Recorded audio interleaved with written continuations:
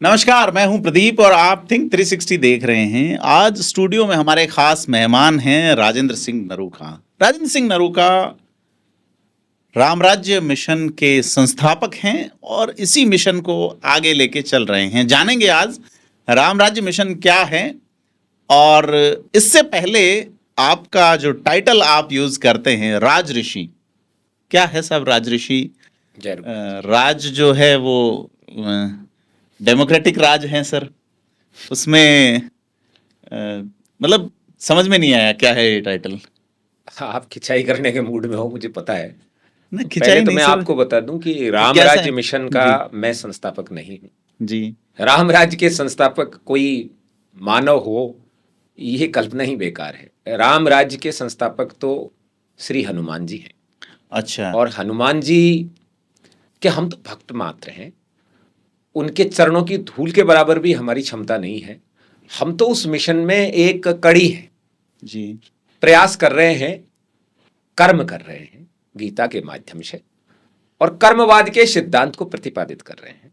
इसलिए रामराज मिशन का मैं एक छोटा सा अदना सा सिपाही मात्र हूँ। अध्यक्षता की जिम्मेदारी कोई अध्यक्ष यहाँ अधिकार लेकर नहीं होता है। जो सब लोग होते हैं उनमें से एक व्यक्ति को निमित्त कर देते हैं कि बाकी है उसका भी पावर उतनी ही है, क्योंकि यहाँ सारे काम राष्ट्रीय संचालन समिति की सर्वसम्मति से होते हैं। एक व्यक्ति का भी यदि असहमति है तो पहले उसको सहमत किया जाता है या बाकी सारे सहमत होकर उसके अनुसार होते हैं। इसलिए यहाँ हम सब लोग सदस्य हैं। मेरा निवेदन वो राज ऋषि वाला जो अब आपने दूसरा कहा कि राज ऋषि प्रयोग करते हैं। जी। एक भी जगह आप मेरा द्वारा बताई गई चीज या लिखी गई चीज मैंने कभी अपने आप को राज ऋषि नहीं कहा। अच्छा। ठीक वैसे ही नहीं कहा जैसे कि कभी भी कोई भी सम्मानित व्यक्ति अपने आप के नाम के आगे स्त्री नहीं लगाता है। राजऋषि एक संबोधन है जो दूसरों द्वारा किसी को सम्मानवश दिया जाता है। लोग कहते हैं राजऋषि मुझे। अब वो क्यों कहते हैं, उनके अंदर कोई ऐसा भाव होगा, पर मैं आपको यह बता सकता हूं कि राजऋषि होता क्या है या राजऋषि। हाँ, मैं वही जानना चाह रहा हूं आपको, ब्रह्म ऋषि, महर्षि या ऐसा कुछ 1008 राजऋषि में दो शब्द हैं जी। राज प्लस ऋषि। राजा प्लस ऋषि नहीं है, लोग इसको राजा प्लस ऋषि कहते हैं। राज प्लस ऋषि जी। राज का यहां अर्थ है जैसे सत्व रज और तम गुण जी। रजोगुण से प्रबल जो होता है उसे राज कहते हैं जी। और जो रजोगुण से प्रबल वाला व्यक्ति है उसे राजा कहते हैं। अच्छा। तो ऐसा कर्म जो रजोगुण से प्रबल हो वो राज कर्म कहलाता है, राजस कर्म कहलाता है। अच्छा, रजोगुण क्या है सर? रजोगुण है क्रियात्मक। अच्छा। मतलब ऐसा कार्य करना कि जिसका प्रतिफल चाहिए। जिस चीज का प्रतिफल चाहिए उसे हम रजोगुण कहते हैं। जिस कर्म का प्रतिफल नहीं चाहिए उसे हम सतोगुण कहते हैं। और जिस चीज में प्रतिफल दूसरे को उखाड़ने के लिए चाहिए, नुकसान पहुंचाने के लिए चाहिए, उसे हम तमोगुण कहते हैं। तो राज गुण जो है, राजस गुण है, वो है कि हम कोई कर्म करें और उसका प्रतिफल मिले, चाहे वो किसी को भी मिले। तो राज प्लस ऋषि, ऋषि का अर्थ होता है रचयिता, यानी कि किसी चीज की रचना का, सृष्टा जी। तो ऋषि जो है वो रचनाकार है। जब वो रचनाकार, किस चीज का रचनाकार है? रजोगुण प्रबल चीजों का। तो जो राजऋषि है उसके लिए एक कंडीशन आवश्यक है कि ही मस्ट नॉट बी सन्यासी। वो सन्यासी नहीं होना चाहिए, अर्थात कोई भी सन्यासी राजऋषि नहीं हो सकता। ये एक पहली शर्त है। जिस तरह आप गृहस्थ हैं उसी तरह से राजऋषि गृहस्थी होगा। जैसे हम इतिहास का उदाहरण लें तो इतिहास में सबसे ज्यादा यदि राजऋषि शब्द का प्रयोग होता है तो महाराज जनक के लिए होता है। और महाराज जनक कहीं जंगलों में जाकर के कोई लंगोटी लगाकर बैठे हुए व्यक्ति नहीं है, बल्कि राज कार्यों में व्यस्त एक सम्राट है। महाराज दशरथ के लिए भी राजऋषि शब्द प्रयोग होता है, धर्मराज युधिष्ठिर के लिए भी होता है, राम और कृष्ण और युधिष्ठिर, अर्जुन और भीम, सबके लिए राजऋषि शब्द प्रयोग होता है। और यदि हम वर्तमान में जाएं तो ठाकुर मदन सिंह जी दाता, महाराजा सवाई जय सिंह जी अलवर, इनके लिए भी राजऋषि शब्द का प्रयोग। तो आप साहू जी महाराज के लिए भी प्रयोग जी, होता है। राजा महाराजाओं के लिए ये उपयोग होता रहा? नहीं, तो राजा महाराजाओं के लिए, क्षत्रिय का पर्यायवाची शब्द। अच्छा, क्षत्रिय का। मैंने सोचा आपके जो अनुयायी है वो आपको उसी लेवल पे रख रहे हैं। ऐसा नहीं है जी। राजऋषि, हाँ, एक कारण जरूर है कि नरूकाओं को, जो अलवर वाले नरूका हैं, इनको भरतपुर महाराज राजऋषि बोला करते थे, क्योंकि जब से जय सिंह जी को ये लोग कहने लगे राजऋषि, और उनका ये टाइटल लगता था। तो ऐसा होता है कि जो राजा जो है उसके टाइटल को जागीरदार और छोटे ठिकानेदार भी प्रयोग करते हैं। और जैसे जयपुर में सवाई की उपाधि जयसिंह जी के बाद लगी, सवाई जयसिंह जी। तो अलवर से अलग हुआ भरतपुर, जो पहले ये क्षमा करें, जयपुर से अलग हुआ भरतपुर और अलवर, जो पहले जयपुर के ही हिस्से हुआ करते थे, उनके राजा भी सवाई शब्द का प्रयोग करते हैं। चाहे भले ही भरतपुर के राजा जाट हैं, लेकिन उनके यहाँ भी सवाई शब्द का प्रयोग होता है, और अलवर के राजा के यहाँ भी सवाई। सवाई का क्या मतलब होता है सर? सवाई का मतलब है कि जयसिंह जी को एक के बजाय सवा गुना माना गया उनके गुणों के आधार पर। अच्छा, गुण के आधार पे। हाँ। लेकिन अभी जो है उनके गुण क्या सवाई हैं, या वो उसको पीढ़ीगत मान बैठे हैं?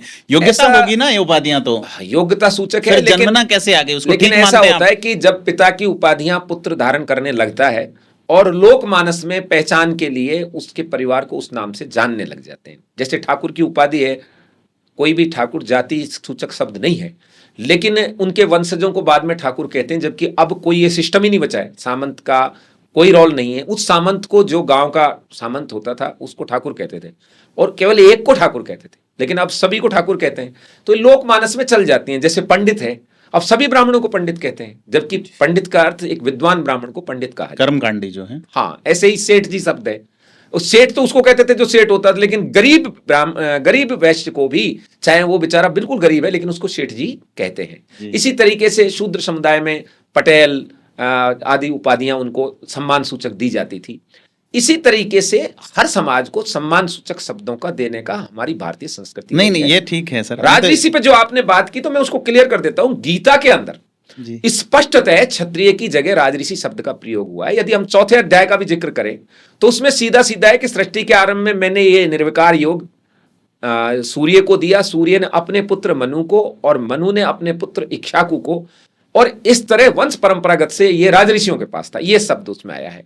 अब आप बताइए, सूर्य, मनु, इक्ष्वाकु ये बाबा जी हैं कि ये क्षत्रिय हैं?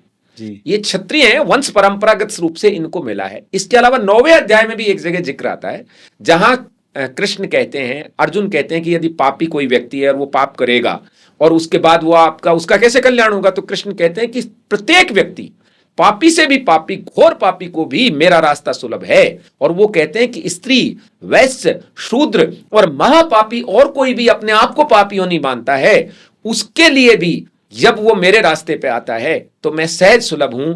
फिर पुण्यवान भक्त, ब्राह्मण और राजऋषि के तो कहने ही क्या। अब यहां 4 जाति प्रयोग हुई हैं, ब्राह्मण, राजऋषि, वैश्य और शूद्र। तो हम अंदाज लगाएं कि ये राजऋषि शब्द किसके लिए आया है, यानी क्षत्रिय के पर्यायवाची के रूप में ये शब्द प्रचलित होता है। संबोधन है, जैसे राजन, जैसे ठाकुर साहब बोल देते हैं, जैसे राजश्री बोल देते हैं। और ये संबोधन आपको ध्यान हो तो क्षत्रियों में अभी तक प्रचलित है, बस अपभ्रंश हुआ है। सिद्ध श्री योग लिखी ठिकाना बसेठ से राजश्री ठाकुर साहब, गिरधारी सिंह जी टोडा, गिरधारी सिंह जी दीपावास। तो वो राजश्री शब्द, राजश्री का कोई अर्थ नहीं होता है। राजश्री राजऋषि का उल्टा हो गया है। जैसे अभी आपने लखनऊ का नाम नखलऊ सुना होगा, कई हमारे गांव में नखलऊ बोल देते हैं, ऐसे हुआ है। तो राजऋषि शब्द का मेरे लिए या उपाधि ऐसा कुछ नहीं है। उपाधि तो वो होती है जो उपार्जित की जाती है। जो व्यक्ति को उपाधि तो सभी के लिए होती है, पर राजऋषि तो क्षत्रिय का अतिरिक्त किसी को नहीं कहा जाता। बड़े से बड़े विद्वान हुए, बड़े से बड़े राजा हुए, बड़े से बड़े सम्राट हुए, लेकिन राजऋषि सिर्फ क्षत्रिय होगा। इस उपाधि वाले पे एक जानना चाहूंगा, मेरी सहज जिज्ञासा है कि जिस तरह से जयपुर के महाराजा जयसिंह को उनके सवाई काम के लिए सवाई की उपाधि दी, फिर अब वाले क्या सवाया किया मुझे तो कुछ दिखा नहीं, लेकिन उनको सवाई कह रहे हैं। उपाधि वाला भी क्या आगे चलेगा आपकी पीढ़ी में कि भी नहीं? मैं तो मेरे गुण के अनुसार मेरी पीढ़ी कोई ना मानेगी तो उसे कोई क्षत्रिय राजऋषि क्यों मानेगा? ये तो गुण सूचक शब्द हैं। और कितने दिन क्षत्रिय भी कब तक रहेगा आदमी यदि छात्र धर्म का पालन नहीं करेगा? तो देसी भाषा में अपन समय तो राजऋषि उसे कहते हैं जो प्रण पूर्वक छात्र धर्म का पालन करे, उस पर अडिग रहे, वो राजऋषि कहलाने का अधिकारी है। क्योंकि ये निर्विकार योग जिसने मान लिया, जो कृष्ण ने अर्जुन को दिया, जो नारायण ने सूर्य को दिया, इस गीता के कर्मवाद सिद्धांत को जो अपना ले और छात्र धर्म का पालन करे, वो राजऋषि कहलाने के योग्य है। मेरे में ये क्वालिटी है या नहीं, ये मैं नहीं कह सकता, ये लोग तय करेंगे, समय तय करेगा। वो बताएगा कि ये क्वालिटी है या नहीं। इसलिए मैंने कभी अपने आप के जैसे श्री राजेंद्र सिंह नहीं कह सकता, वैसे ही राजऋषि राजेंद्र सिंह भी मैं कभी नहीं कह सकता। आप राजेंद्र सिंह नरूका हैं। मैं राजेंद्र सिंह नरूका हूं, मैं राजेंद्र सिंह बसेठ हूं, मैं कुंवर राजेंद्र सिंह नरूका हूं। मेरे पिताश्री का अवरदस्त मेरे ऊपर है, इसलिए नरूका मतलब अनस्टॉपेबल, आप अपने हाँ, में बिना रुके काम मैं कर रहे बिना रुके, क्योंकि जी जी बिल्कुल। इसमें नरूका का भी अर्थ भी राव नरू जी से है, ये जी उनका बिल्कुल। वंशज हूं तो नरूका हूं। जी बिल्कुल। तो वंश परंपरा और उपाधि से जुड़ी एक प्रभावी जानकारी दी आपने, पर मैं जानना चाहूंगा राम राज्य जो है, आपने कहा हनुमान जी ने ये किया है, अब राम राज्य का स्वरूप क्या होगा? भाजपा कह रही थी कि हम राम राज ले आएंगे साहब, है ना, लेकिन वो स्थिति आपके सामने है। देखिए, राम राज्य शासन व्यवस्था का सर्वोत्तम चरमोत्कृष्ट आदर्श रूप है, और ये हर व्यक्ति का स्वप्न भी है कि वो राम राज्य में आए, राम राज्य में जिए, राम राज्य इस धरती पर हो। राम राज्य स्वर्ग से भी बड़ा है। क्यों? क्योंकि जब राम राज्य था तो स्वर्ग के सारे देवी देवता मनुष्य का रूप धारण करके राम राज्य में आ गए थे। तो राम राज्य की कल्पना हर व्यक्ति के मन में है, लेकिन वो स्थापित कैसे हो, समस्या ये है। और स्थापित होने के लिए व्यक्ति को अपना अपना कर्म करना पड़ेगा, और कर्म सिखाती है हमको गीता, कर्मवाद के सिद्धांत पर। इसीलिए जो हम राम राज्य के टूल जो हमारा है, जिसके जरिए हम काम करेंगे, वो हमने श्री कृष्ण गीता को बनाया है। कृष्ण भगवान ने, स्वयं नारायण ने मनुष्य को ही नहीं, जीव जंतुओं तक को अपनी सीमाएं तय की हैं, उनका कर्म तय किया है, उनकी मर्यादाएं तय की हैं, और उन कर्म और मर्यादाओं पर रहकर ही हम राम राज्य की वास्तविक कल्पना कर सकते हैं। रही बात बीजेपी ने कहा, कांग्रेस ने कहा, ये जो पार्टियां हैं ये एक छलावे के रूप में जनता से वोट के लिए कही जाती हैं, लेकिन कोई भी दल यदि राम राज्य की स्थापना को अपनी विचारधारा बनाता है जी, हम उसके निश्चित रूप से समर्थन करेंगे, चाहे वो भारतीय जनता पार्टी बनाए या कांग्रेस बनाए, क्योंकि कांग्रेस भी राम राज्य की बात करती थी, गांधी जी भी राम राज्य की बात करते थे। प्राचीन समय में कांग्रेस का चुनाव चिन्ह गाय बछड़ा हुआ करता था। जी बिल्कुल था। तो राम राज्य तो सबकी परिकल्पना रही है, लेकिन उसको जमीन पे उतारने के लिए गीता को नहीं अपनाया गया, गीता के कर्मवाद को स्थापित नहीं किया गया, इसलिए राम राज्य दूर की कल्पना नजर आती। जी, मेरा एक सिंपल सा सवाल ये है सर कि जैसे भाजपा स्मार्ट सिटी का प्रोजेक्ट लाई थी, भाजपा मतलब मोदी सरकार, और उसका एक मैनिफेस्टो था, तो राम राज्य का क्या मैनिफेस्टो है कि राम राज्य का मैनिफेस्टो यह है कि साधारण से साधारण व्यक्ति अपनी तुलना शासक से, जनप्रतिनिधि से करे, और वही स्वरूप जनप्रतिनिधि में देखे जो उसका है। एक साधारण सा धोबी राजा राम से अपनी तुलना करता है, और राजा राम जो स्वयं जानते थे कि माता सीता पूर्ण पवित्र हैं, लक्ष्मण जी उनसे कहते हैं कि क्या भ्राताश्री आपको पता नहीं है कि माता सीता पूर्णतः पवित्र हैं, मेरी भाभी को आप इस तरह से कर रहे हैं। तो वो कहते हैं नहीं नहीं, तेरा भाई कुछ नहीं कर रहा भाई, और सीता का पति भी कुछ नहीं कर रहा। दिक्कत है कि राजा राम है और उसके एक पुत्र नहीं, एक पत्नी नहीं, पूरी प्रजा उसकी पुत्र है, और हर पुत्र का ध्यान रखना उसका धर्म है। इसलिए राजा राम का ये है, राजा राम का निर्णय है, न कि पिता का, पुत्र का या पति का निर्णय है। और मैं आपको बता दूं, वही राम जो चक्रवर्ती सम्राट होते हुए भी जब यज्ञ करते हैं, क्योंकि राम जी के 3 माताएं थी, राम जी के परिवार में लगातार बहु विवाह का कोई रोक टोक नहीं, बल्कि लगातार था। उनके तो 3 तो मां खुद के थी, वो चाहते तो क्या राजकुमारियां कम पड़ गई थी, विवाह हो सकता था, लेकिन माता सीता में ही उनके प्राण बसते थे, और सीता माता के प्राण राम में बसते थे। इसीलिए हम कभी राम अकेला नहीं बोलते, सीताराम बोलते हैं, जय सिया राम बोलते हैं, जय श्री राम बोलते हैं। यहां श्री शब्द माता सीता के लिए ही प्रयोग होता है। और जो राम है वो यज्ञ के समय जब विप्र समुदाय ने कहा कि आपको यहां सपत्नी की यज्ञ करना पड़ेगा, अकेला व्यक्ति धार्मिक अनुष्ठान नहीं कर सकता, तो आपको विवाह करना पड़ेगा, तब राम ने क्या कहा, भाई मेरा विवाह तो जनक नंदिनी के साथ हो चुका, और जनक नंदिनी ही मेरी पत्नी है, इसलिए स्वर्ण मुद्रा, स्वर्ण प्रतिमा माता सीता की वहां रखी गई, और उनके साथ उन्होंने यज्ञ किया। नहीं, राम ने सीता जी को कभी अलग माना ही नहीं।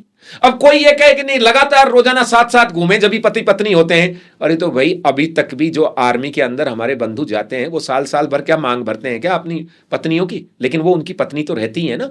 तो ऐसे ही मेरे राम थे, और इसीलिए राम ने राजभवन में रहकर भी कभी मखमली बिस्तरों पर नहीं सोए, वो लक्ष्मण जी चटाई लगाते थे, उस पर वो सोते थे।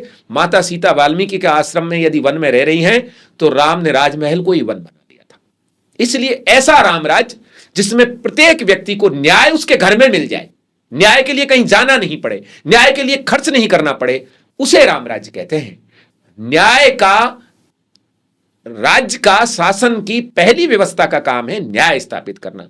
सड़कें बनवाना, भवनें बनवाना, ये तो कोई भी कर सकता है, लेकिन न्याय चाहिए ना आदमी को, जस्टिस चाहिए। और राम राज्य का मतलब है न्याय। जब भी न्याय की बात होती है तो कहते हैं अरे यार ये तो राम राज्य हो गया, ऐसा ही कहा जाता है ना।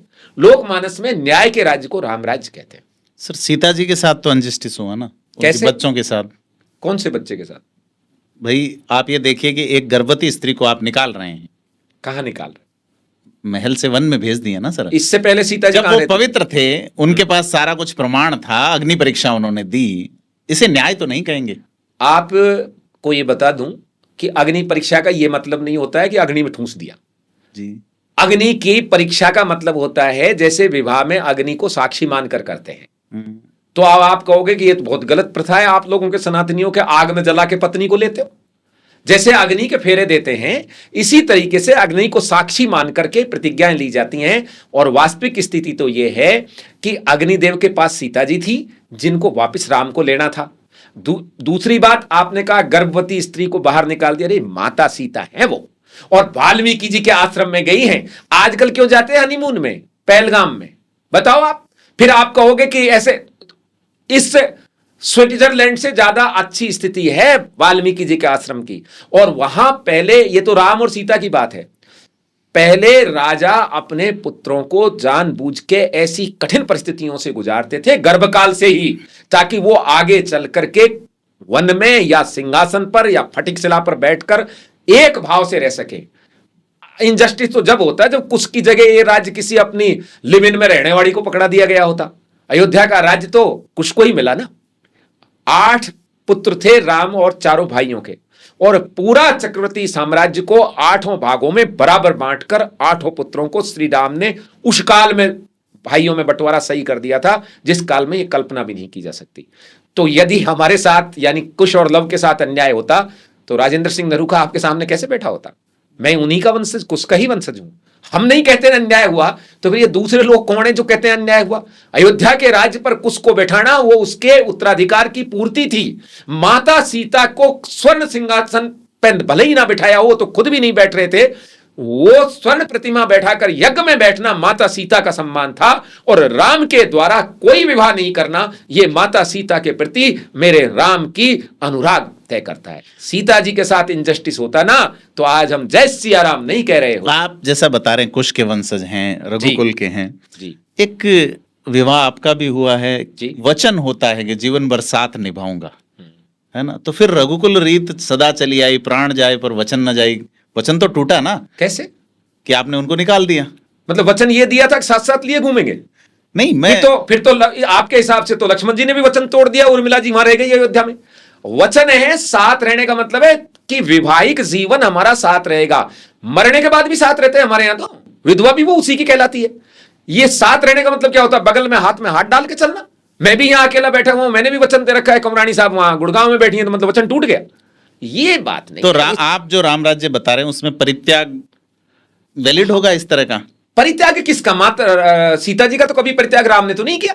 वन में रह रही थी क्योंकि उनके बच्चे ये चाह रहे थे कि सीता जी को रखेंगे तो हमारे घर में भी ये दिक्कत आ जाएगी।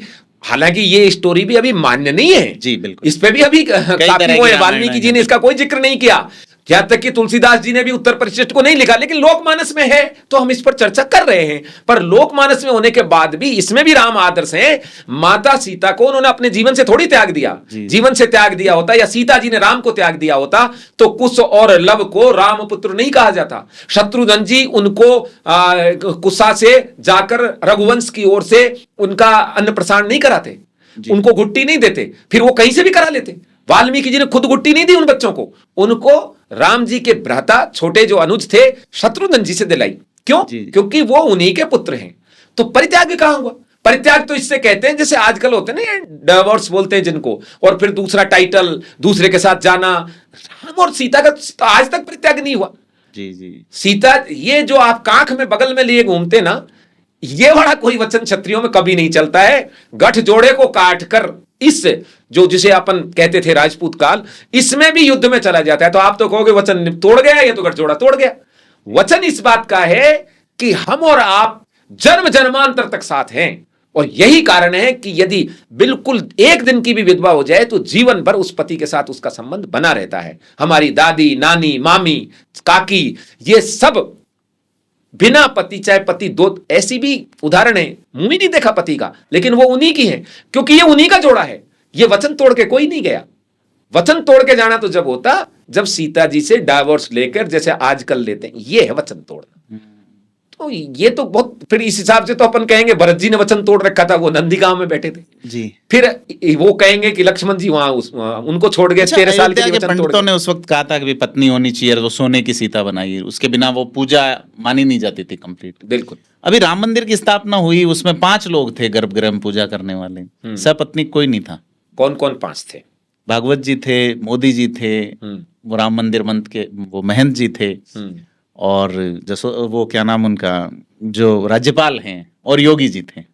सपत्नीक तो कोई नहीं थे। इनमें से कोई भी व्यक्ति मुख्य यजमान नहीं था। अच्छा। कोई भी व्यक्ति इनमें से मुख्य यजमान नहीं था। नाम तो मुझे भी ध्यान नहीं है। पहले तो जो विश्व हिंदू परिषद के वो हैं आलोक कुमार जी, मेरे ख्याल में उनको ये जिम्मेदारी दी गई थी। फिर पता नहीं कौन बैठा, वो मुख्य यजमान था। ये व्यक्ति वैसे ही थे जैसे और लोग बैठते हैं यज्ञ में। मोदी जी कभी नहीं बैठे। बैठते तो आपको बता दूं, जसोदा बहन जी को बुलाकर ही बैठते, ऐसा कुछ नहीं है। अच्छा, तो एक सर चीज मैं जानना चाहूंगा, जो अयोध्या का जो राजवंश है, उसके जो अभी जो राजा के तौर पे जो हैं, वो क्षत्रिय नहीं है जन्मतः। तो अयोध्या का राजवंश नहीं है ना, वो वर्तमान अयोध्या पर आखिरी बार किसका राज रहा ये कहिए। नहीं, ये जो अभी जो कमेटी बनी है आपके, उसमें उनको इसलिए लिया गया है कि साहब वो राजवंश से हैं, वो तो इसलिए उसको आप ठीक मानते हैं? वो तो इसलिए लिया गया है कोई क्षत्रिय ना लेना पड़े। वो तो इसलिए लिया गया है बहानेबाजी करने के लिए, कोई क्षत्रिय ना लेना पड़े। राजा भी लेना पड़े तो ये अंग्रेजों द्वारा तय किया गया राजा ले लिया जाए। नृपेंद्र मिश्रा कोई जन्मजात राजा नहीं है, या भारतीय संस्कृति और उसके अनुसार नहीं है। कभी आप विमलेंद्र मिश्र नाम है उनका, जो विमलेंद्र जी होगा। नृपेंद्र मिश्रा तो वो है जिसने गोली चलाई थी, क्षमा करें, लेकिन वो भी मिश्रा ही है जो विमलेंद्र जी हैं।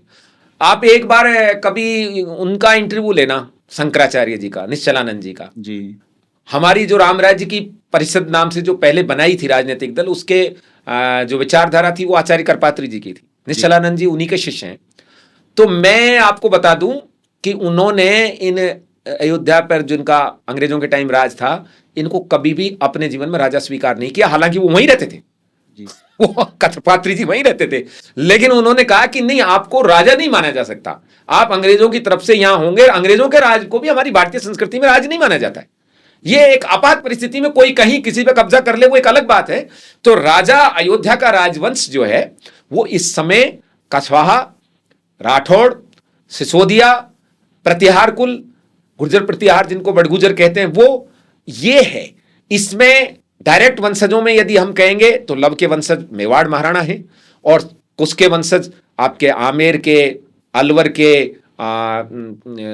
इसके जम्मू कश्मीर के, अमेठी के, हम सब लोग ये कुछ के वंश में आते हैं। और लव के वंश में सिसोदिया कुल आता है, राठौड़ भी इसी के अंदर आते हैं, और जो बड़गुजर हैं जिनको अब राघव भी लिखते हैं, वो लक्ष्मण जी के वंश से आते हैं। तो ये है, इसलिए ऐसा नहीं है। और जब उन्होंने मांगा था के पाराशरण जी ने कि, और जज ने पूछा कि राम के वंशज अभी कहाँ रहते हैं, क्या कोई राम का वंशज जीवित है, तो वो क्यों नहीं चला गया अयोध्या मिश्रा ये बात कहने के लिए? क्यों फिर हमको कहना पड़ा कि हम है ना? ये चीज है, इसलिए ऐसा नहीं है। तो मतलब अभी जो राजा है अयोध्या के ऑन रिकॉर्ड, वो अयोध्या का तो ऑन रिकॉर्ड कोई राजा नहीं ना, मतलब राजा के नाते ही वो उस कमेटी में है, पूर्व राजा कह सकते हैं आप जी। वो इसलिए लिया गया है कि क्षत्रिय ना लेना पड़े। तो क्षत्रियों से ऐसी क्या दिक्कत है? क्षत्रियों की दिक्कत यह है कि क्षत्रिय में जनता का प्रतिनिधित्व दिखाई देता है। एक क्षत्रिय जब सामने आता है तो रामराज्य स्थापित जैसा लगता है। इसलिए कुछ लोग जो रामराज से चिढ़ते हैं, हमारी सनातनी संस्कृति से चिढ़ते हैं, वो जानबूझ के इससे बचते हैं, और उसमें सभी पार्टियां बढ़ चढ़ कर हैं।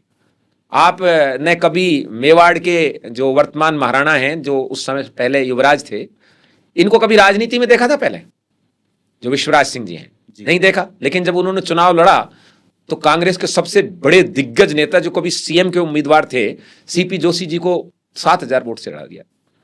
उनके युवरानी साहब ने चुनाव लड़ा राजसमंद से, तो पूरे राजस्थान में सर्वाधिक मतों से चुनाव जीत गई। ये इस बात को साबित करता है कि आज भी जनता में राम के वंशजों के प्रति पूर्ण सम्मान बाकी है। नहीं, उनके पिता तो हारे थे जसवंत सिंह जी के सामने पहले। पिता हारे थे, जसवंत सिंह जी के सामने हारे थे। किन षड्यंत्रों से हारे, कौन सा ईवीएम नहीं थी उस समय, बैलेट पेपर पे हारे। उनके पिता जीते भी थे। आप एक ही चीज मत बोलिए कि हारे थे, उनके पिता जीते थे, यूं कहिए दोबारा हारे थे। कांग्रेस पे जनता शायद पसंद नहीं करती है राजा महाराजाओं को, इसलिए हारे थे। क्योंकि मैं ये कह रहा हूं सर, आपके राजपूत समाज की आप बात कर रहे हैं जी, तो पार्टियां सिर्फ ये राजा महाराजाओं, जो राजा महाराजा, मैं तो डेमोक्रेटिक व्यक्ति हूं सर, मैं तो ये कह रहा हूं पूर्व राज परिवार के मुखिया, ये शब्द डेमोक्रेटिक शब्द हैं। तो पार्टियों में आम जिसको कहते हैं आम कुमार और राजकुमार, तो आम लोगों को मौका क्यों नहीं? वहां तक तो एक जमाना था, जैसे आप इस हिस्ट्री की बात कर रहे हैं, तो राजा दुष्यंत के महल में जब वो 7 महीने की गर्भवती शकुंतला को लेके गौतमी पहुंचती है और वो जब कहती है कि रात के 3:30 बजे, तो प्रतिहारी कहता है कि आप घंटा बजाइए, अभी दुष्यंत आएगा, और रात को 3:30 दुष्यंत आते हैं। वो नहीं पहचानते शकुंतला को, दैट्स डिफरेंट थिंग, बट वो रात को 3:30 आते हैं। तो न्याय का तो यही नियम है ना। लेकिन आज के आप जिनको राजा कह रहे हैं और जो पूर्व राज परिवारों के मुखिया हैं, उनके आप एडीसी या उसके भी पीए को नहीं जगा सकते रात को, अगर काम पड़ जाए, अगर वो जनप्रतिनिधि हैं तो, एज एन एमएलए हो, एज एन एमपी हो। 57 जी से पहले हर राज परिवार के, they are worried for the breed of horse and dogs only, basically कड़वा शब्द लगेगा आपको। 1857 से पहले जी हर राजा के यहाँ 1 घंटा बंधा रहता था जी। जो दुष्यंत के बंध रहा था ना, वो दुष्यंत से लेकर 1857 इसका उल्लेख भारत के राष्ट्रपति ने जोधपुर में किया था जब उन्होंने सुप्रीम कोर्ट का उद्घाटन किया कि न्याय की वो व्यवस्था बेहतर थी। तो फिर क्यों बंद हो गई? हर उसके घंटा बंधा हुआ था और उस घंटे को कभी भी कोई भी बजा सकता था। गांव में भी ठाकुर साहब की हवेली के आगे वो घंटा बंधा था, उसकी जो रस्सी थी वो नीचे लटकी रहती थी ताकि कोई भी बजा दे उसको। जी जी। और ये सिस्टम था कि उस समय वो जागीरदार या राजा या सामंत जैसी स्थिति में है, चाहे वो विश्राम कर रहा है, अपनी धर्मपत्नी और बच्चों के साथ है, वो तुरंत खड़ा होकर अवेलेबल होगा कि बताओ क्या है। जब भी कोई लड़ाई होती थी पहले, तो लड़ाई में एक पक्ष जब कमजोर पड़ता या उसको लगता मेरे साथ अन्याय, तो वो कहता राम दुआई है। अब इस दुआई का मतलब, राम दुआई का मतलब है राम की ओर से प्रतिनिधित्व कर रहा है, यहां कौन है? तो राम, क्योंकि राजा राम ही है और कोई राजा नहीं है। मैं आपको बता दूं, ये सब या तो कोई एकलिंगनाथ के दीवान हैं या कोई गोविंद देव जी के दीवान हैं, ये सब प्रतिनिधि हैं। नहीं, हुकुम की उपाधियां देखें, 17 उपाधियां जो इन खुद को याद नहीं होगी। वो ठीक है, कोई बात नहीं। जी, उपाधियां आदमी के कर्मों से हमारे तो यहाँ आर्टिकल 14, 15 और ये पढ़े तो उपाधियों का अंत है, भारत में तो कुछ नहीं है। एक बार इसको अपन पूरा कर लें घंटे वाली बात को। तो वो घंटा बंधा रहता था और उस घंटे से यदि ठाकुर साहब ने न्याय नहीं किया तो वो आगे राजा का घंटा बजा देगा। मान लीजिए बसेट के ठाकुर साहब ने नहीं न्याय किया तो वो यहां से जाके अलवरवाड़ा का घंटा बजा देगा और अलवरवाड़ा राजा निकल के सबसे पहले बसेट के ठाकुर साहब को बुला के पूछेगा कि आपने इसका क्या किया। बसेट का ठाकुर वहां जवाब देगा। हो सकता है वो लड़ाई पर चला गया और वहां अवेलेबल नहीं हो और उसकी जगह दूसरा हो तो दूसरे को बताएगा क्या है, या जो भी उससे सेटिस्फाई नहीं होते ही सबसे पहले राजा उसको खालसा करेगा, उसकी जागीर खत्म, उसको बोलेगा आज से तू यहां से दूसरी जगह जा, वहां दूसरा बैठेगा। और राजा को भी यही जवाब देना होता था। यह 1857 तक था और 1857 में स्वतंत्रता संग्राम में जब युद्ध लड़ा गया, उसके बाद अंग्रेज बड़े चालाक कौम है और उसने सोचा इन राजाओं का क्षत्रियकरण समाप्त किया जाए और सबसे पहले मेयो कॉलेज खोल करके इनका कल्याण कर दिया और जनता का भी नाश कर दिया उसने। एक एओ हुम के नेतृत्व में एक पार्टी बनाकर कांग्रेस का, और दोनों का चरित्र बिगाड़ा। न तो राजा राजा जैसा रहा, न प्रजा प्रजा जैसी रही। तब जिसकी आप हॉर्स ब्रीडिंग की, डॉग ब्रीडिंग की बात कर रहे हो, उसमें ये लोग पैदा हुए।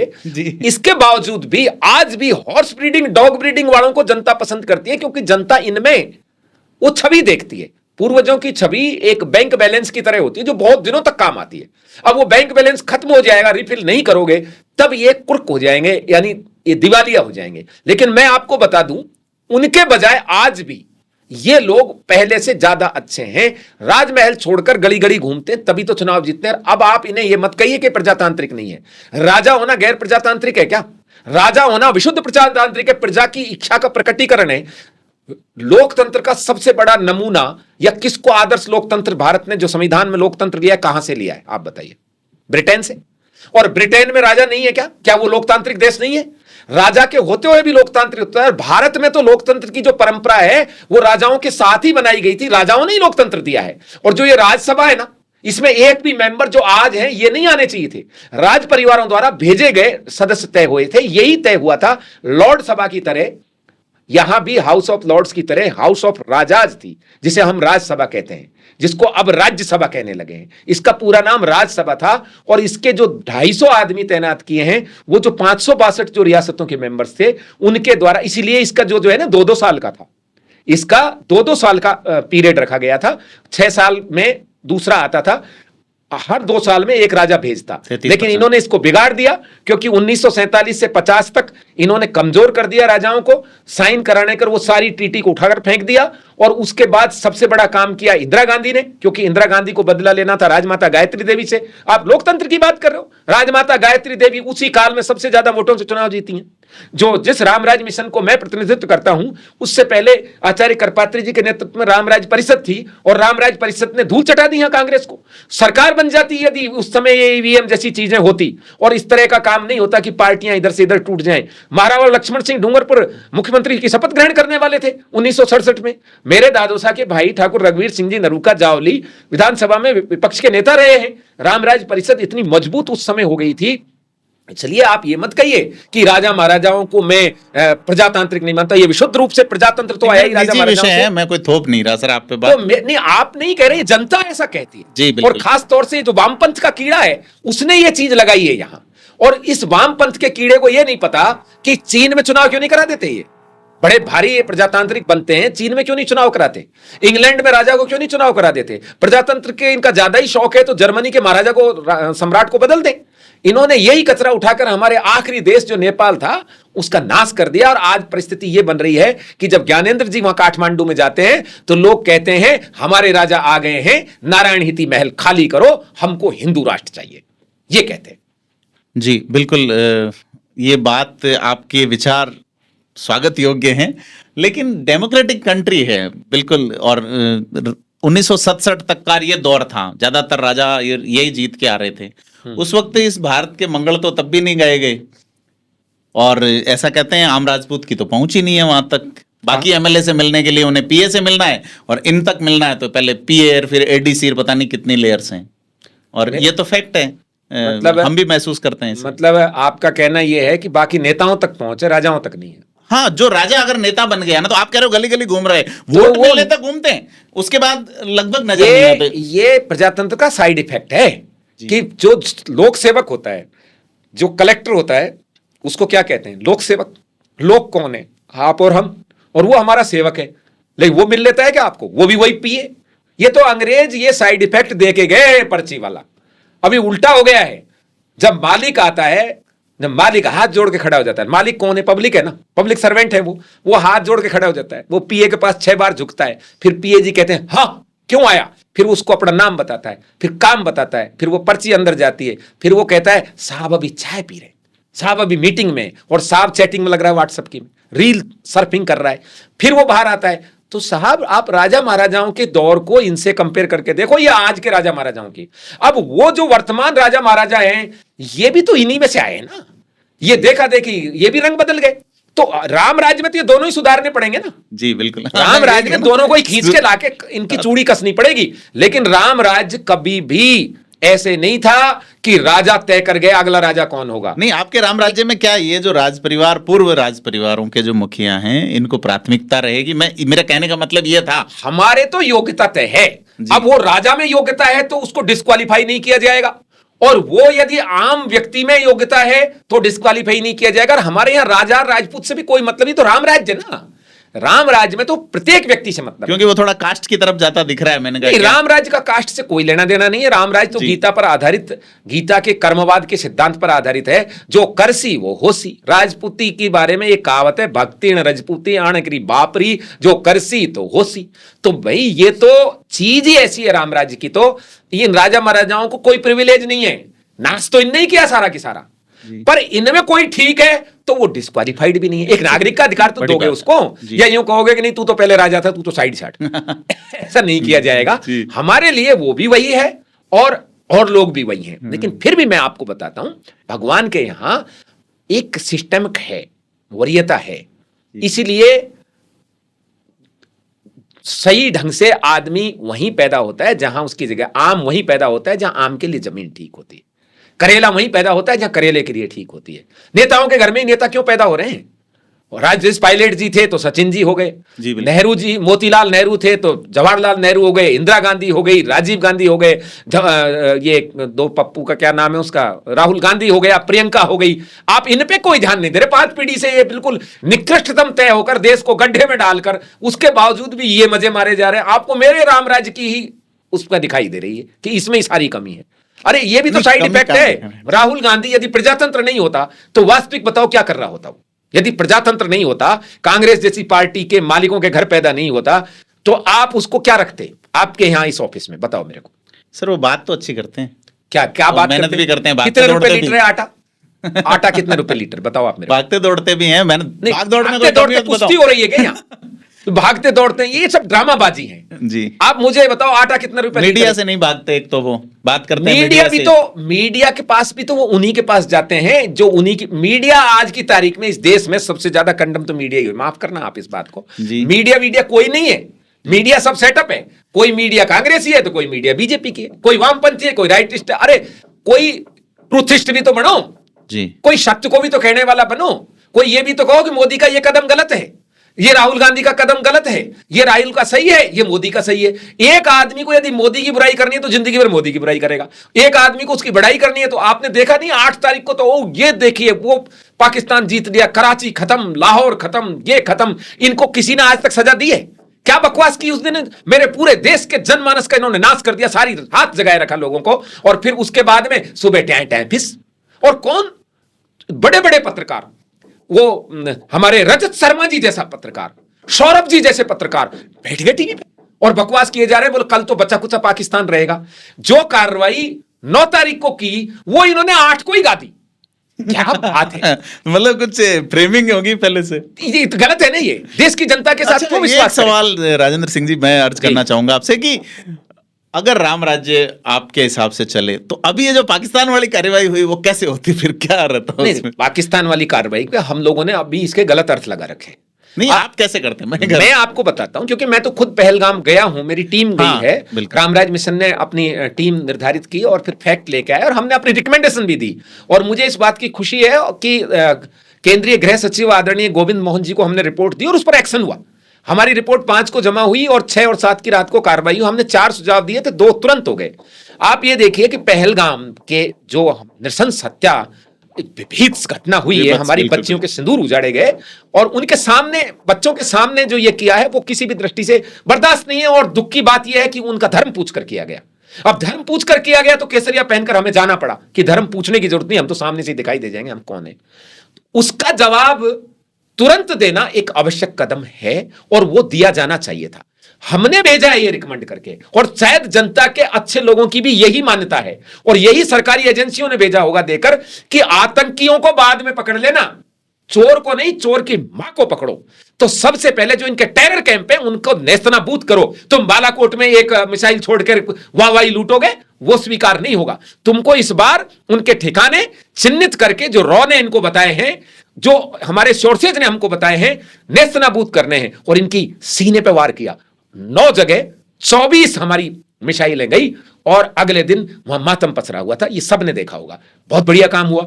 अब पाकिस्तान मुंह छिपाने के लिए रिटिलिएट करेगा और पाकिस्तान कह रहा सारी दुनिया देखेगी। और फिर पाकिस्तान ने उधर से अपने ड्रोन उठाए। हमारे पास एक सुदर्शन चक्र है, आपको पता हो तो। सुदर्शन चक्र हम कहते हैं, जो S-400 है, वो पूरा हमारी इस सारी बॉर्डर पे छाया हुआ है, जो कि एयर डिफेंस है हमारा। और वहां इसके ड्रोन 2 काम करेंगे।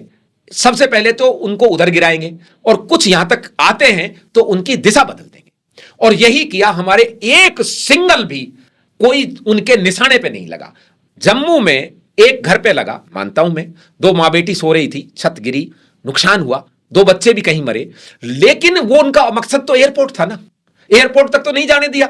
और डिफेंस ऐसे ही होता है हमारे। इसका डिफेंस के बाद अगले दिन गीदड़ भभकी थी। पाकिस्तान ने लगा परमाणु बम है मेरे पास परमाणु बम है। मैं आपको आज दावे के साथ कह रहा हूं पाकिस्तान के पास कोई परमाणु बम नहीं है, लेकिन वो है बस ठीक है डराने के, परमाणु बम है मेरे पास, टैक्टिकल परमाणु बम है, गोले हैं, पाव पाव के हैं, किलो किलो के हैं, 100 ग्राम के हैं। भाई तेरे ये पाव पाव किलो किलो के कहां फटेंगे? दिल्ली में नहीं, ये जहां है वहीं फटेंगे। ये दिखाना जरूरी था। इसलिए 10 तारीख को जब इसने हमारे सिविलियन को टारगेट किया ना, हमारे 5 शहीद हुए हैं सेना के, सशस्त्र बल के, बीएसएफ के भी शहीद हुए हैं, वो अलग हैं 5 के अलावा।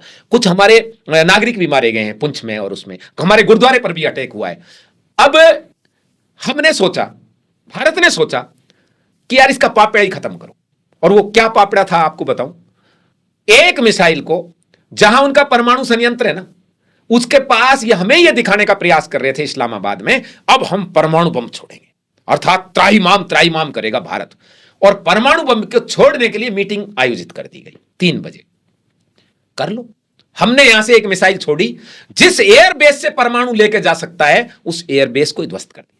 किया कि नहीं किया आप देखो, सबने पिक्चर देंगे, ये तो पाकिस्तान ने भी माना है कि एयरबेस ध्वस्त हो गया। जब एयरबेस ध्वस्त हो गया, 300 मीटर रह गया उस परमाणु संयंत्र से, तब चिल्लाए ये कि साहब, क्योंकि होता यह है युद्ध की जो स्ट्रेटेजी है, मैं पूर्व सैन्य अधिकारी भी रहा हूं, पैरामिलिट्री फोर्स में रहा हूं, जब भी फुल फ्लैश वार भी होगा ना, तो एक दूसरे को परमाणु ठिकाने बताने होते हैं कि भाई यहां कोई मिसाइल मत पटकना, नहीं तो ये ब्लास्ट हो जाएगा। तो यहां फुल फ्लैश वार तो था नहीं, ये तो स्ट्राइक थी, और एक दूसरा सीज फायर का उल्लंघन कर रहे थे। हमने तो हमारा काम किया आतंकवादियों को मारने का, और हमने कोई सिविलियन टारगेट नहीं किया, कोई सैन्य टारगेट नहीं किया। अब अजहर मसूद का परिवार मरेगा तो मरेगा ही ना भाई, वो तो भेजी इसलिए ना मिसाइल। हाफिज सईद बर्बाद होगा तो होगा ना, वो तो ये अटकल भटकल ये तो मरने ही थे ना, इनका थोड़ी इलाज है। टेरर कैंप किया हमने। तो जब उन्होंने हमारे सिविलियन को और हमारे एयरबेस को ठिकाना बनाया, और हालांकि वो पहुंचे नहीं वहां तक, तब हमने जवाबी कार्रवाई में सोचा यार रोज रोज का झंझट खत्म, जानबूझ के निशाना वहां लगाया। हमारा निशाना नहीं चूका है, हम उस परमाणु संयंत्र को वहीं उड़ा देते, पाकिस्तान गड्ढे में तब्दील हो जाता। लेकिन 300 मीटर डालकर उसको यह हिदायत दी कि तू तो जब उड़ाएगा हम तेरा ये यहीं समाप्त कर देंगे। एयरबेस को ठीक करने में कम से कम 2 दिन लगते, कम से कम 2 दिन। तब उन्होंने आनन फानन में विश्व जन समुदाय पे किया। और दिक्कत कहां हुई है कि वो जो ट्रंप है ना, नोटेरियस कैरेक्टर है, आई डोंट लाइक हिम।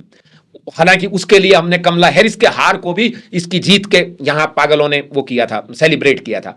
वो चूंकि पत्रकार रहा है, और पत्रकारों की आदत, आप माफ करना, मोदी जी का दोस्त है वो, तो बताते हैं काय के दोस्त है, चाय पिला रहे थे। भारत का दोस्त है वो, हमारा दोस्त है। मोदी के दोस्त से उससे मतलब नहीं है। आज तक भारतीय, जब से देश विभाजन हुआ है तब से एक ही कंट्री ने दोस्ती निभाई है, दैट इज रूस, जिसने हर हाल में हमारा साथ दिया है और अब भी खड़ा रहा है। ये जो हमारी नीति है ना, विदेश नीति, कि एक पैर रूस में एक पैर अमेरिका में, ये हमको किसी दिन ले डूबेगी। यहां भी यही हुआ। ये ट्रंप तो दिखा गया, ट्रंप तो साथ नहीं आया। ट्रंप का हथियार वहां जाते हैं, ट्रंप की कर्जा वहां जाता है। ट्रंप तो चाहता है कि इस देश के अंदर दोनों देश झगड़े इस एरिया में, ताकि हथियार बिके। तो ट्रंप ने क्या किया, जो हमारे डीजीएमओ के पास में, जब उनके डीजीएमओ का फोन आया, वो आया 3:35 पे, और 3 बजे, हम तो डेमोक्रेटिक कंट्री है, हमारे यहां तो सिस्टम है। यहां ऐसे पागलों की तरह तो चिल्लाएंगे नहीं कि खुश हो जाएगा और मेरे पास फोन आ गया, बंद कर दे बंद कर दे।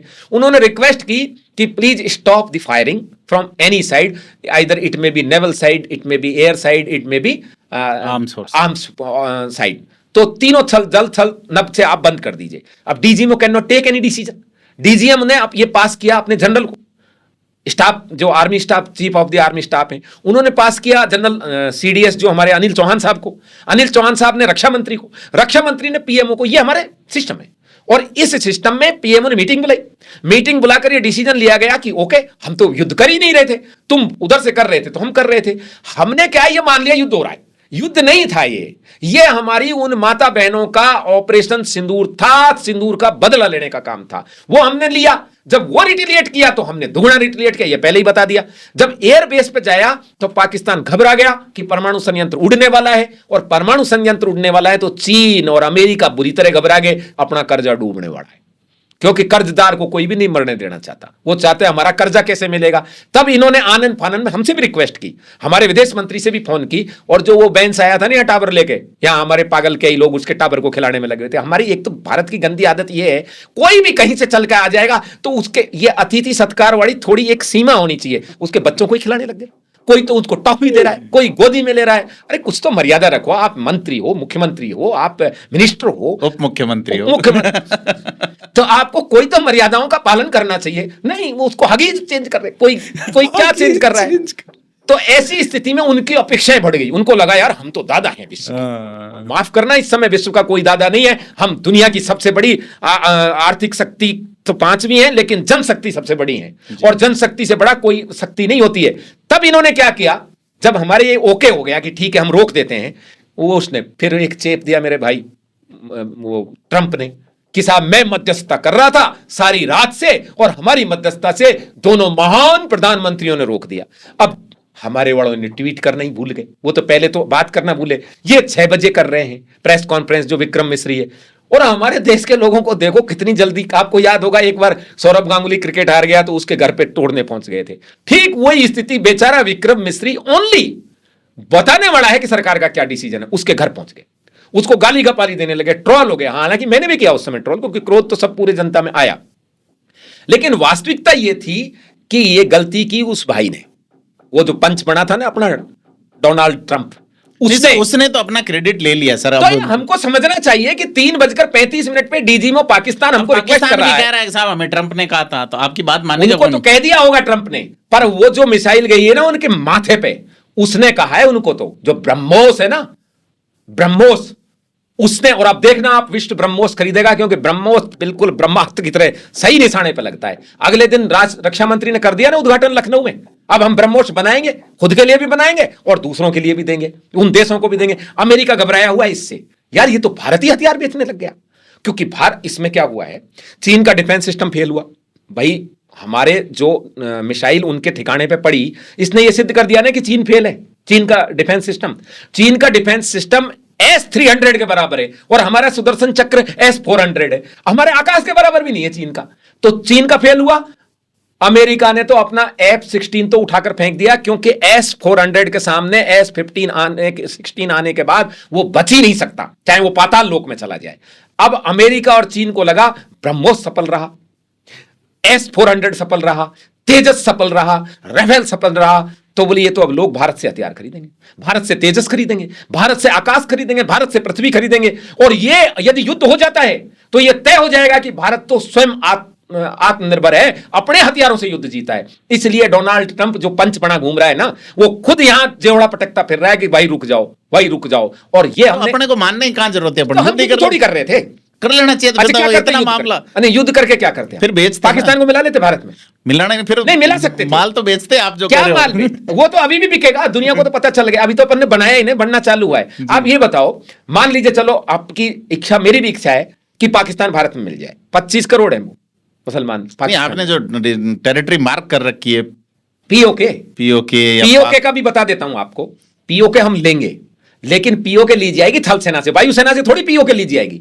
पीओके की तो वो जो टेरिटरी जो रस्सी पड़ी है, जिसको एलओसी कहते हैं, इसको उठा के आगे ही तो करना है।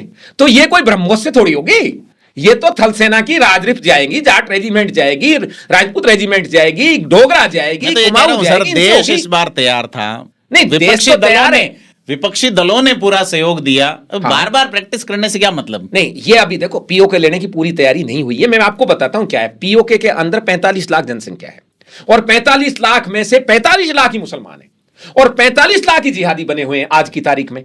और वो आकर यहां उल्टा कचरा फैलाएंगे। एक मिनट, हमको वहां जातीय जनगणना का जो काम है, जिसे आप छोड़ रहे हैं, जातीय जनगणना का जो हमने दिया है, एक बार इनको हमको जातीय पहचान में बांधना है कि ये जाट है, कि ये क्षत्रिय है, कि ये ब्राह्मण है, कि ये गुजर है, मुसलमानों में। हाँ अच्छा, हाँ बिल्कुल। मैं वहां गया हूं तो मुझे पता लगा कि महाराजा हरि सिंह के समर्थक हैं। वो कह रहे हैं, मैंने कहा महाराजा हरि सिंह मेरे परिवार के, उन्होंने कहा मेरे भी परिवार के, मैं भी जमवाल हूं। He is Muslim but he is Jamwal, he is Muslim but he is Bhatt, he is Udiyal, he is Patiyal, he is Gujjar, he is Chechi, he is Malik. तो मुझे बड़ा आश्चर्य हुआ, और यह हमने हमारी रिपोर्ट में लिखा है कि जातीय पहचान में बांधो सबको। मैं मानता हूं जातिवाद बुरा है, लेकिन जातिवाद इस आतंकीवाद से ज्यादा बुरा नहीं है। जातिवाद तो एक दूसरे को थोड़े दिन लड़ा के रह जाएंगे। कोई भी राजपूत और गुजर बहुत दिन से लड़ रहे हैं, दलित अगड़ा पिछड़ा हम लड़ रहे हैं, क्या कोई भी इनमें से आतंकवादी बना, कोई भी देश विरोधी बना? हम आपस में भाई भाई लड़ सकते हैं पर देश विरोधी और आतंकवादी नहीं बन सकते।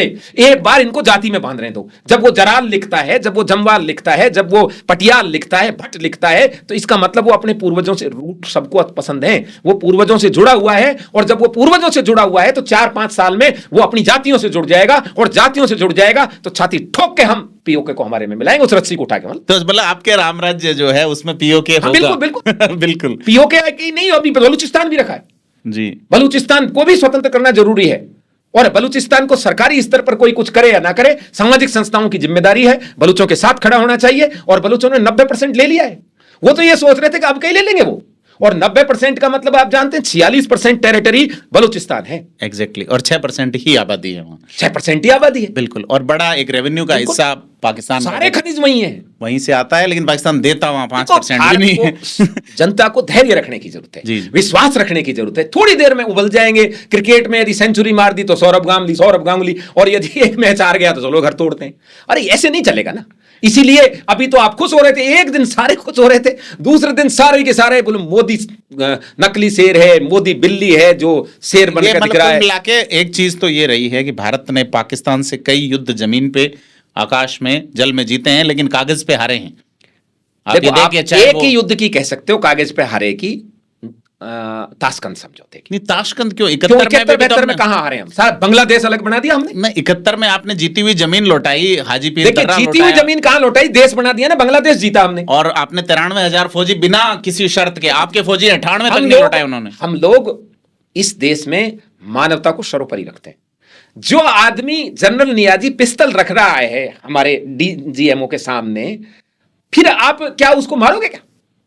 फिर तो आप सम्राट पृथ्वीराज चौहान को भी गलत ठहराओगे। मैं मारने के शत्रु उस वक्त हथियार रख दे, बताते हैं कई हजार किलोमीटर जमीन पे हमारी फौज पहुंची थी 71 में। वो तो महाराजा भवानी सिंह 80 किलोमीटर तक अंदर चले गए, और महाराजा भवानी सिंह ने इस 71-72 के लड़ाई को जीता है। पता नहीं ये देश क्यों नहीं अपने हीरोज को याद करता है, नकली फिल्म बनाता है, नकली हीरो बनाता है। क्यों नहीं है महाराजा भवानी सिंह पे या जनरल हनूत सिंह पे या जनरल सगत सिंह पर फिल्म बनती है? कोई मेजर फलाना बन गया, ये वो बन गया। नकली क्यों बनाते हो? असली क्यों नहीं बनाते?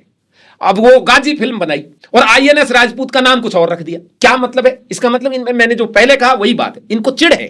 अभी भी ये जीतेंगे हमारे बच्चे युद्ध को, पीओके को हटा के आएंगे, फिर ये कोई और रेजिमेंट का नाम लेंगे। ये तो सेकुलर का कीड़ा भी खाता है इनको। तो मेन जो चीज है, आप बिल्कुल निष्फिक्र रहे। पाकिस्तान, अब दिक्कत कहां हो गई कि अब है सोशल मीडिया का युग, और पाकिस्तान में लोग मिठाई बांट रहे थे उस दिन, तो लोगों को लगा यार ये जीत गए। अरे वो मिठाई इसलिए बांट रहे थे कि बच गए बच गए बच गए, वो मरने वाले थे वो। अच्छा, दूसरी बात, पाकिस्तान ने सारी लड़ाई जीती है, ऐसी ये जीती है। पाकिस्तान ने आज किसी भी लड़ाई को ये नहीं कहा हम हारे। बांग्लादेश अलग हो गया पर पाकिस्तान कह रहा हम जीते, अच्छा रहा, वो बांग्लादेश हमको पीट देता, अलग हो गया। अब बलूचिस्तान अलग होएगा, जब भी वो ये कहेगा अच्छा हुआ अलग हो गया, ये रोज मारते थे हमको। वो है नकटा, उसके 2 जूते, नकटा बूचा सबसे ऊंचा वाली उसकी स्थिति है। तो वो जीता नहीं है, वो अपने लोगों को बता रहे हैं कि हम जीत गए, बच गए। नहीं तो ये भारत का, यदि ये मिसाइल 300 मीटर ना गिर के यदि परमाणु संयंत्र पे गिर जाती तो अपने 72 ऊर यही मिल जाती अपने को। तो ये जी जी। तो राजेंद्र सिंह जी का जो राम राज्य मिशन है, मुझे लगता है इस पे काफ़ी कई सारी बातें करनी चाहिए, और भी लंबी बातें करनी चाहिए। आज हम काफ़ी बात कर चुके हैं इस पे, और भी विषयों पे और भी बिंदुओं पे हम लगातार रूबरू होते रहेंगे। और आपने जो समय दिया इसके लिए सर बहुत धन्यवाद। और बहुत अच्छा लगा आपके विचार जान के। बहुत से विचार ऐसे हैं जिनसे सहमत होने का मन करता है और होंगे भी, लेकिन बहुत सारे विचारों पे अभी भी मेरा जो व्यक्तिगत है वो अभी भी डेमोक्रेटिक लोग हैं, और मेरी जो पर्सनालिटी नजर आती है, असहमति का हमेशा आदर है, और असहमति होना इसी देश में हो सकती है। असहमति होना ही सबसे बड़ा हमारा राम राज्य। जी बिल्कुल, इसी देश में कल को यदि ये राम राज्य नहीं होता उस समय राम जी, तो वो धोबी को बेचारे को सजा सुना देते। जी तो असहमति का अधिकार है। तो आपका बहुत आभार, और फिर हम बात करेंगे और भी मुद्दों पे। धन्यवाद सर, थैंक यू।